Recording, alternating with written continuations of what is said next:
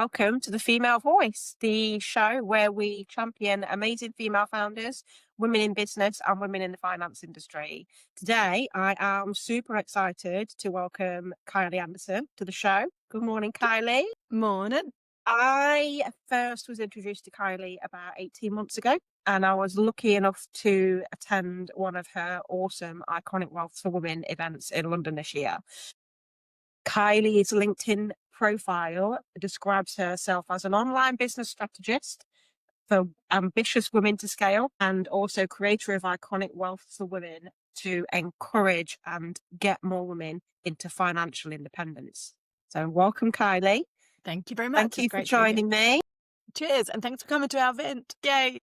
Oh, you're welcome. You're welcome. It was obviously coming to London from Nottingham is kind of a full day out, but it was one of the, and I know what I said when we spoke before, one of the events where you have to be in the room because it's full of amazing women who all want to grow, all want to thrive, all support each other as well. Everybody in the room was so open and honest and friendly and engaging, and the conversation was really real and energizing, and you just leave the conference just kind of invigorated for how you can develop yourself, your business, your own wealth. And yeah, it was just amazing. So thank you for doing it. That makes me so proud.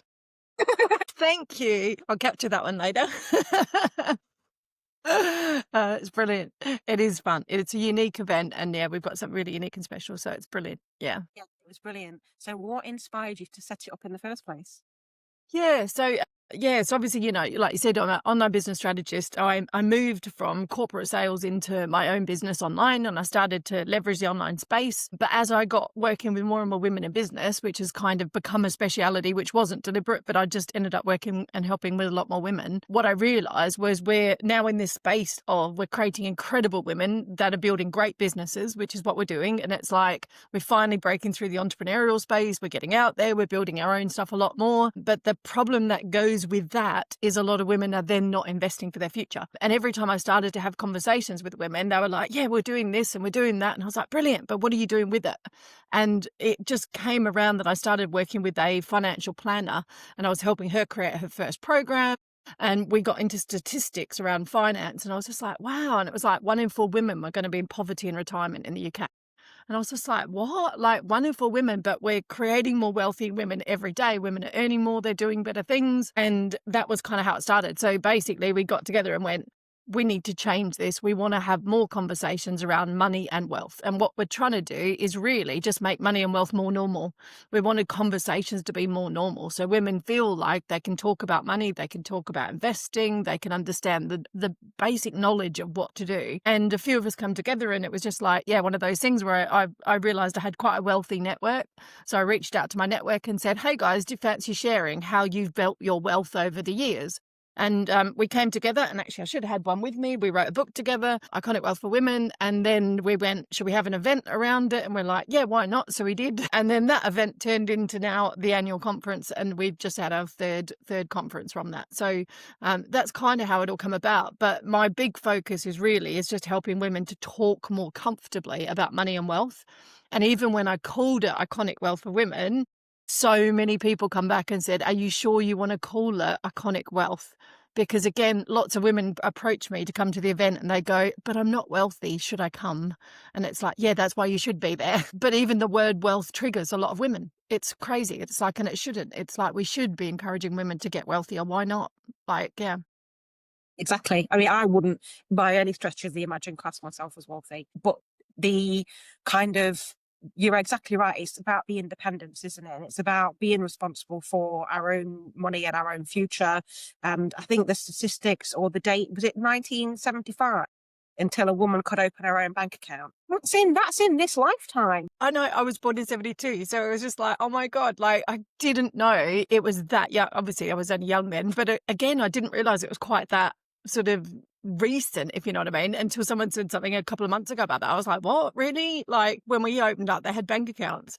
But yeah, it was literally 3 years after I was born. It's crazy.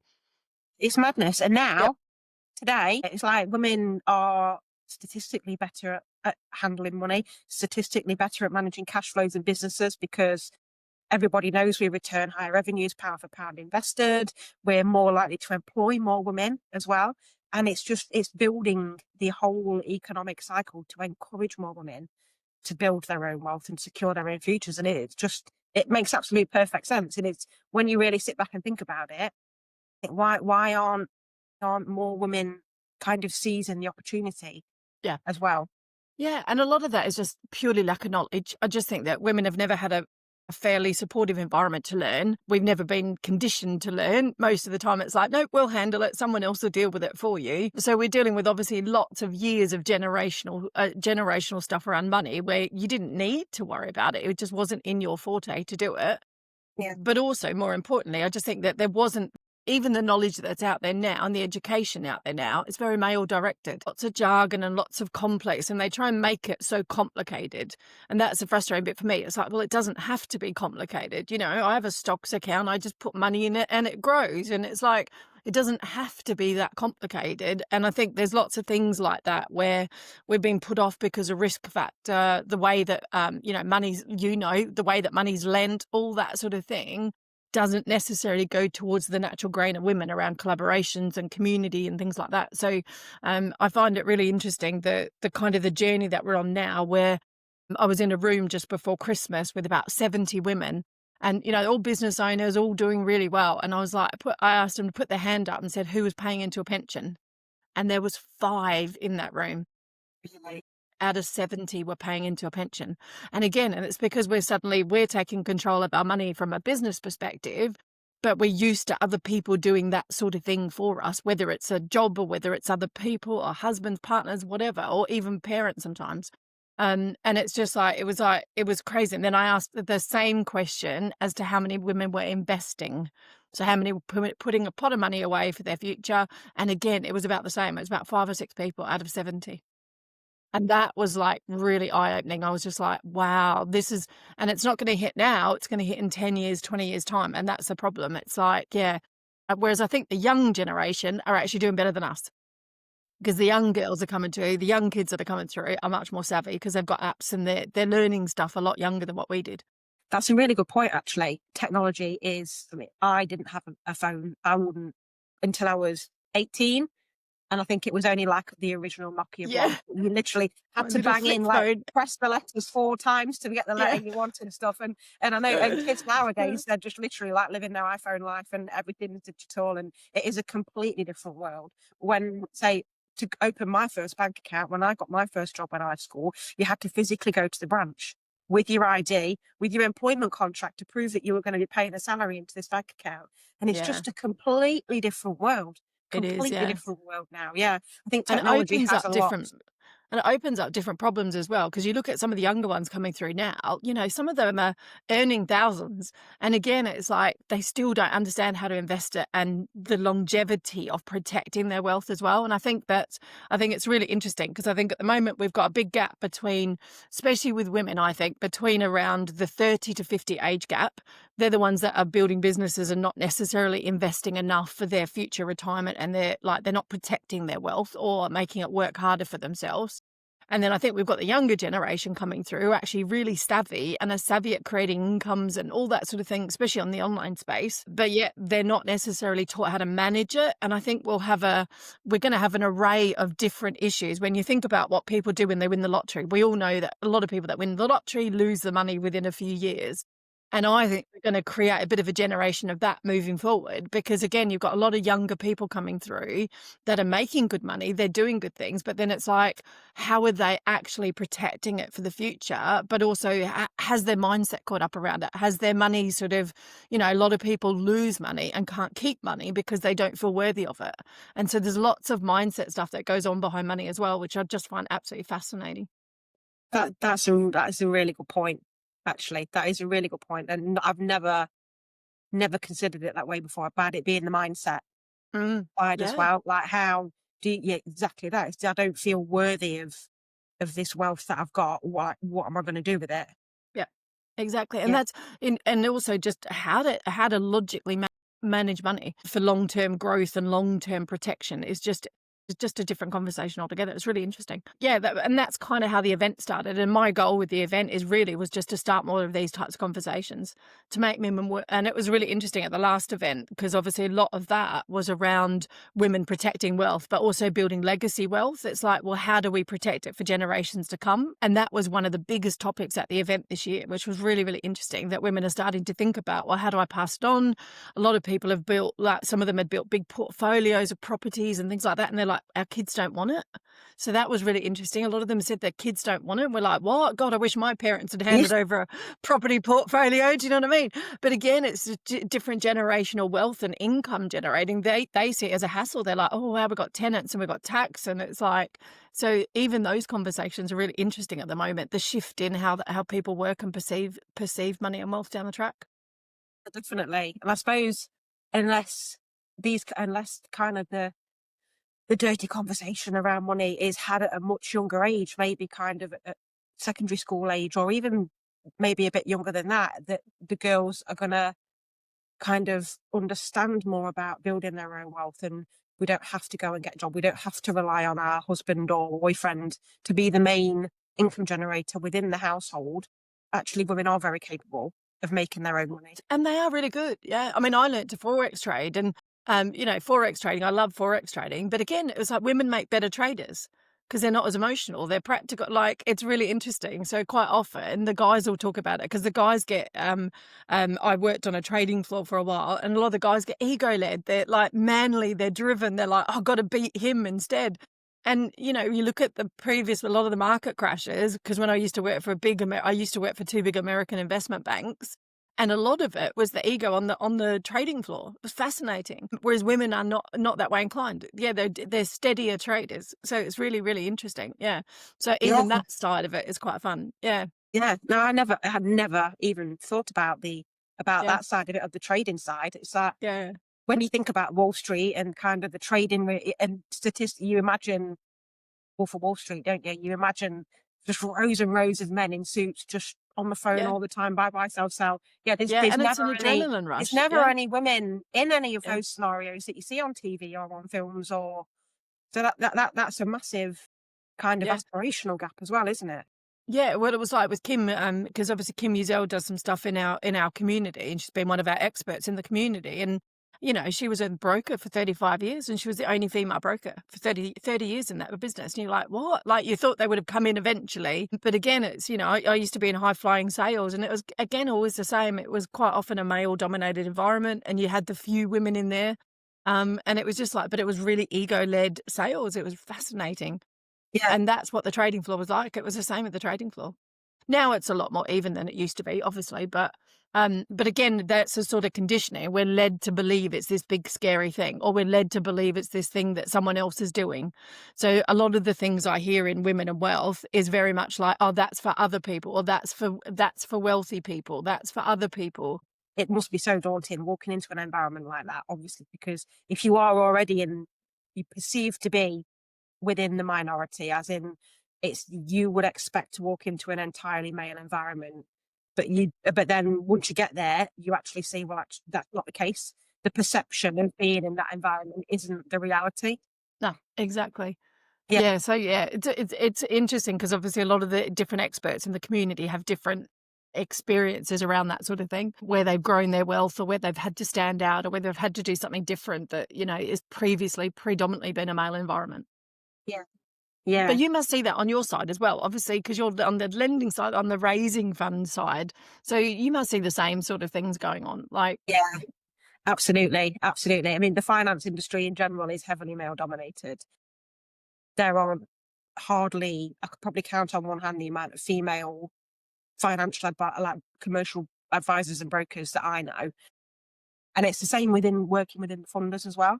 But the women that we know and that we work with, they're all amazing at what they do.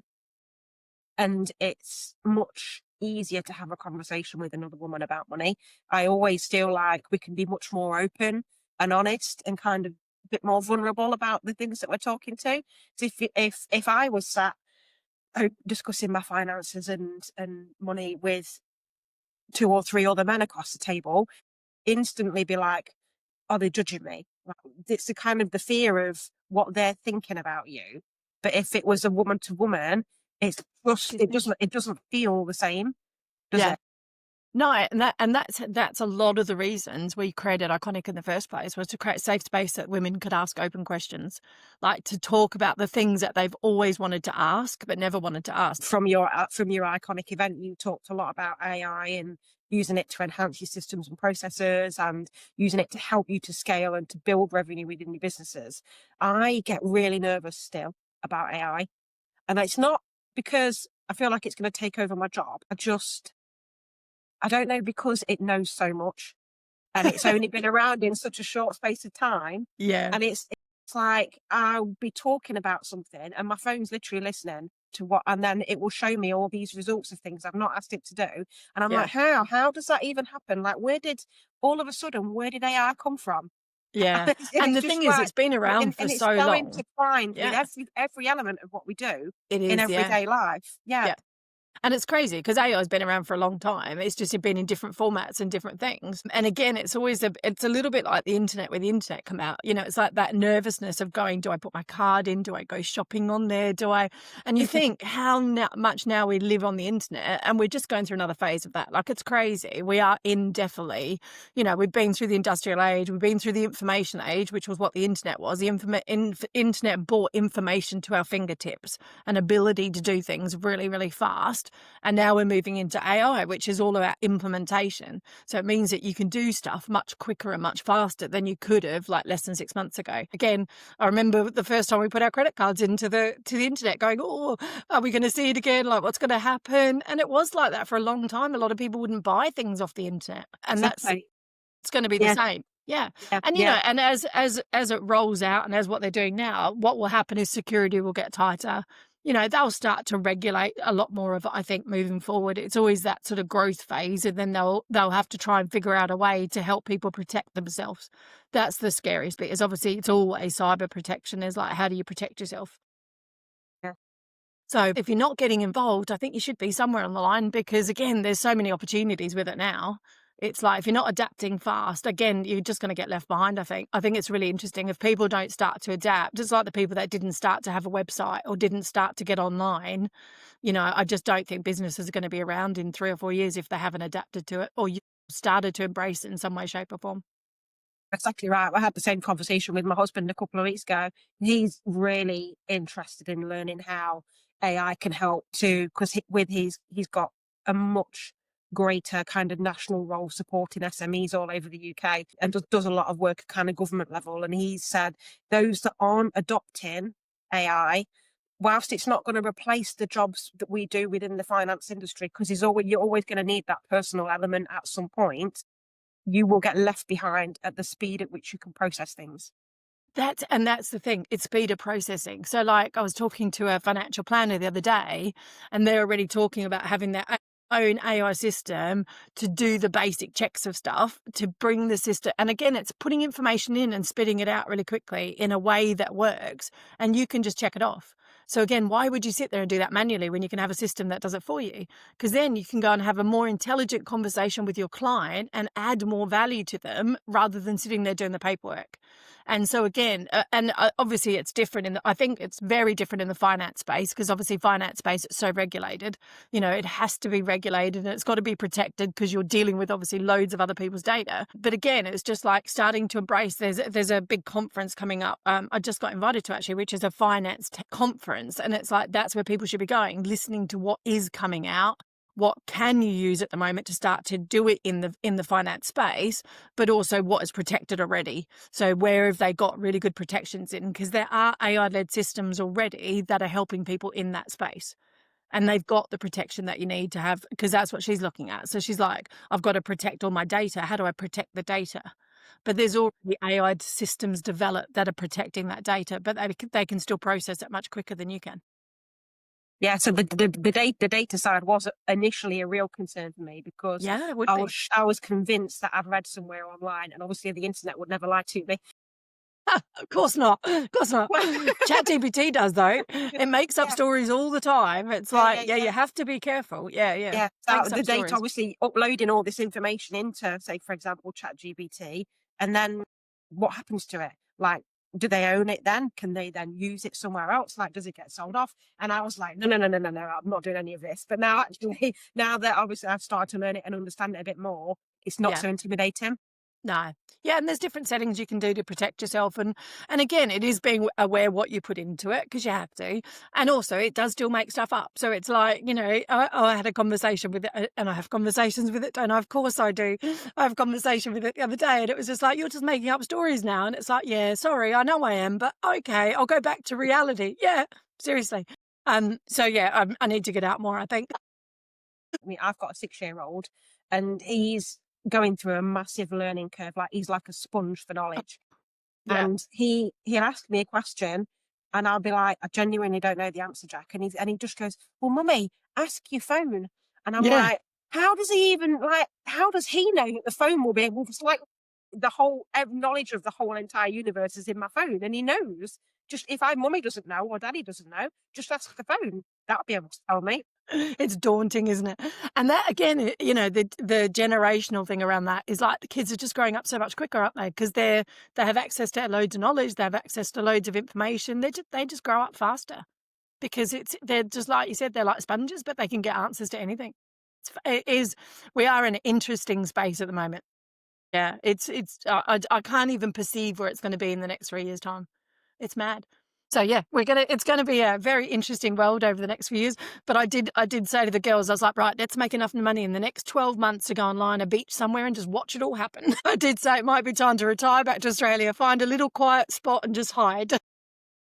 No. It's mad, yeah. Because again, and it's funny because you go through that generational, don't you, where you're like, you've become the mum. Because I remember having conversations with mum going, "Oh," and you get frustrated because you're trying to teach them something on the internet and they've never done it. And you're like, man, this is like if anyone's got an older parent and you've had to teach them stuff around the internet, you get what I mean. Yes. And again, but we're having that moment now. I'm like, oh my God, I've become my mum. Like what the kids can do and what the other generation can do. I'm like, they're showing me things like I've become my mum now. Yeah, I know. My parents are my dad's more tech savvy than my mum. My mum will still ring me and go, "How do I log into Netflix?" But she's and obviously and Yeah. when she had to buy a new TV that had internet connection for it to allow this to happen, and it was like changed her entire like how the Yeah. internet It's works on the exciting. I telly. know. Yeah, it was Yeah. just her mind was blown that she could Yeah. like connect And then you read watch your kid come through at 6 and going, yeah, Jack. he'll be Yeah. teaching you stuff shortly. It's Yeah, like, yeah, yeah, he walks straight into yeah, our living room, picks up the yeah. remote and just boop, and he's there, and my mum's like, "Wow," like, she's like doesn't it's just a I had one of completely those different mum world. moments the other day. I was just like, I've become my mum. You're explaining this to me. I'm like, no. And again, it's just like, but how do you keep up with it? Yeah, it's crazy. So yeah, slightly off track of wealth there, but I think that it's Yeah, interesting though, because I do think though, from a finance perspective and a growth perspective though, the great news is it's going to make a lot of information more accessible to people. So I think, like you said, I think the conversations are going to become much more normal. I think people are going to experience things. They'll be able to track stuff and, they'll be able to watch their wealth grow as well, because I think that's the important bit as well. And hopefully it'll take some of the fear away of going, can we do this? Should we do this? Like, that for me would be really empowering, I just think. Yeah. amazing, and obviously and Yeah. then the more that it obviously learns and refines and over the next few years, while the next generation are still going through this whole information phase of life, it's only gonna be better for them, isn't it? Gonna encourage Yeah. more women to build their own wealth because the information's more accessible. They can do it easier, they can do it without fear. Everything that you've said, Yeah. yeah, it's gonna be And better the for thing is, everybody. like you said, there's a hungry appetite for it. You look for Invest Her, the Women app. They Yes. had 70,000 women on their webinar the other day, listening 50,000. to talk about 70,000. They broke the system that they're on. That wanting to get on to listen to talk about investing. And that for me is so exciting. I love what they're doing because their target market is the younger generation of the kids come like the sort of teen, sort of younger women. And that was just epic. Deborah Meaden's been leading a lot of that like promotion stuff. But again, it was just like, so there's a hunger appetite for it. And I'm like, oh my God, that generation won't need to even worry about a pension. And that's the thing. It's like, what they don't realize is I don't think there will be one in 20 years' time. Because if you look at the government and stuff like that, they're not going to have the money anyway. It's like, it's never going to sustain you. So I think it's the generation gap that we've got at the moment. It's the 30 to 50s that are going to be struggling because they're just not putting enough away for their retirement. Oh, and they're not living now enough. They're not really making their money work harder now. So yeah, it's going to be very interesting. Whereas hopefully it looks like the younger generation coming through shouldn't matter, but they're going to have different money issues. Like you said, it's going to be, how do I keep it? How do I not abuse it? All that sort of stuff. I think they're going to have access to it a lot more and a lot easier. Yeah, they're going to make incredible amounts of money. Yeah, it's going to be awesome. And then that links back to obviously to your event when you said earlier that you had a fantastic panel of speakers that have built wealth. They were so honest with the ups and downs of the journeys that they've been through and the challenges and the successes to get the wealth. But they were so generous with their time and Yeah. sharing that knowledge as well. And because the majority of the women in the room, I would say, were my age, in or around, so kind of Yeah, they between were. 40 and Yeah, it's 50. deliberate. Yeah, yeah, it's Yeah, deliberate. We between 40. target over 35. We do. We target over 35s. In general, because they're either at a stage of, like you said, they're panicking about their pension or they're panicking about their future, because that's what I did. So when I was literally just before I turned 50. That's how the other reason the school kick started was I went, oh shit, I don't have enough for my pension. And that was exactly what I did. I was sitting remember it to this day, sitting in a local pub watching people around me. And I was watching one family, and it was a generational family. So it was like the nana was there, the mum was there, and the kids were there. And I suddenly had this epiphany moment where I said, who's going to look after me? Because I don't have kids. And I was just like, who's going to look after me in my retirement? And I was like, well, me. And then I went, do I have enough? And that's when I started to raise the questions. And I was like, because I raised the questions, and then I reverse engineered my retirement and said, okay, well, if I want to live on this certain amount for the rest of that year, and then I did it back another 10 years and went, what do I want to live on for those 10 years? And I literally started to work back what I needed to have to then work out my retirement. And because of that, that made me then do different things 2 years ago. So I set myself a goal to allow myself to retire by 55 if I wanted to. And because of that, I made different decisions. And that's what, for me, is bringing the awareness phase into women. What happens is, because you have awareness, it's like any sort of thing. If you want to solve a problem, you raise awareness first. If you raise the awareness that you have the problem, then you make different decisions. And we were running like little mini workshops around these with some of the girls in the community. And what we realized was they were going away from the workshop making different decisions. So like one of them doubled their income in a month Right. because she wanted money to invest. Yeah. So again, she went, I want money now to invest. I need a pot. I need to start growing my income. How do I do it? And again, so for me, awareness stage is always the first stage, because if you get aware that you've got a gap or you've got a problem, you're more likely to then take and make different decisions. And that was where a lot of the women come out of the event going, well, yeah, I've got a gap here, or I've got a knowledge gap. Now I need to go and fill the knowledge gap to then go and actually understand and get to where I want to go financially. And then the other big thing we often talk about is you're never too old. So that was one of the other big things I really wanted to get across, was very much we loved the sharing the stories where women have often turned it around at 50, or they've been 45 before they've even got started, or they're in their 50s and they haven't got started and they've turned it all around. Because I think, especially with money and wealth, a lot of women think they've left it too late. It's not, it's too late for me, and so I love bringing stories to the table. And I always try and find one speaker that has either done it recently or has been through that situation where they thought it was too late. Because again, for me, that's one of the most empowering things, realizing that you can actually turn your whole financial situation around in just a couple of years. And I think that's really powerful. Yeah. Yeah, I And think that was that's one of the really, biggest really things. great. Yeah, so Yeah. there's lots of data and statistics around the fact that female business owners start later in life. So statistically, they're going to set up their business and go on their business growth journey Yeah. late mid-40s and onwards. That's it. And Yeah. they're some of the most successful businesses out there. We can do is our little part. That's what I say, Roxanne. We do our little part. We start conversations. We start to get out there. Like, I know you're helping incredible women raise finance for their businesses. I've seen some of your case studies and deals. It's brilliant. And that's it, isn't it? It's one step at a time. Yeah. It is. That's all. That's all we can do, and it's about sharing the knowledge that we've got and using that to help. Is what I love doing. And you're exactly right. Acquisition funding is one of the best ways to grow. You can't, yeah, but you have to know what's out there, and if you don't know what's out there, you've got to go and find somebody that does. That's it. Yeah, and that's why I like our community, because we try and bring in experts like you that have got it and are women-led. Because again, and I know I had this massive debate, didn't I, around, "Oh, can I do an all-women event? There's no men." And again, it's like, it's terrible because, again, the backlash I have sometimes, men go, "But we have the same problems." I said, "Yeah, I get it, but you've been talking about it for years. Let us talk about it for a couple of years, then you can come and join us." That's it. It's like, but again, it is that sort of scenario of like having a collaborative expert approach to go, well, who are the experts we trust? Who can we recommend? So I know I've already talked to a few people about you with finance and things like that. And it's like, so build your network of trusted women that can actually solve those problems. And I think that's really important, where we all come together and support each other through growth. Exactly. Well, Yeah, thank you so much for your it's time been a today. pleasure. It's been Yeah, amazing. I feel like we've just put the world to rights. set the worlds to right. Yeah, we're AI led, technology's taking over, but we're still making money and doing it. And as my favourite saying is always, if good women earn good money, they do good things. And that's it for me. It's So it's like, if I can brilliant. get some women out there to play a bigger game, it's just always about like, let's play a bigger game and get out there, because if we do stuff that's different. Women help other people, and that's what's important. Good women earn good money and do good things. Yeah, because they do. Okay, if you put more money in, and that's the big thing. We've got to want to break those barriers to go, actually, we deserve it. We deserve more money. We deserve more wealth. Why not? Why Yeah, not us?